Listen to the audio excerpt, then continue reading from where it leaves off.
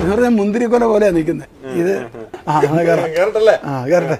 ഇപ്പോൾ കഴിഞ്ഞ കൊല്ലമാണ് 506 തേങ്ങ കൃത്യം എണ്ണം എടുത്ത കഴിഞ്ഞ വർഷത്തെ വിളവ്. ഇത്തവണ അതിൽ കൂടുതലുണ്ടെന്ന് തോന്നുന്നു. കൊല ഇറക്കുമ്പോൾ മൊത്തം എണ്ണി എടുത്താലേ അറിയാൻ പറ്റും.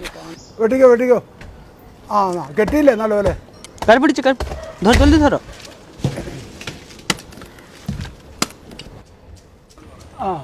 ഇത് കിतना होगा इसमें 16 കൊല്ലം മുമ്പ് വെറുതെ വഴിയരിയിൽ നിന്ന് മേടിച്ച ഒരു തെങ്ങിൻ തയ്യ ഞാൻ തന്നെ കൊണ്ടുവന്ന് കുഴിച്ച് വെച്ചതാണ്. ഇതുവരെ തെങ്ങിൻ്റെ കൃഷിക്ക് പറയാവുന്ന ഒരു പ്രത്യേക ചിട്ടകളൊന്നും ഇതിന് കൊടുത്തിട്ടില്ല. ഇതുവരെ 10 രൂപയുടെ പോലും വളം ചെയ്തിട്ടില്ല എന്ന് പറഞ്ഞാൽ ആരും വിശ്വസിക്കില്ല. വളമിടാതെ ഈ തെങ്ങൊക്കെ ഇത്രയും വളരുമോ എന്നാൽ സ്വാഭാവികമായിട്ടും ആരും ചോദിക്കും. ഇതിന് സ്വാഭാവികമായി കിട്ടുന്ന 2 വളമുണ്ട്. ഒന്ന് നമ്മുടെ ബയോഗ്യാസ് പ്ലാന്റ് നിറഞ്ഞ് ഒഴുകും.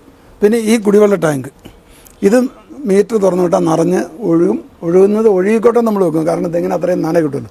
പിന്നെ നോക്ക് ഇതിൻ്റെ തടമാണെങ്കിൽ ആകെ തടമെന്ന് പറയാനേ സ്ഥലമില്ല, 2 അടി പോലും ഇല്ല.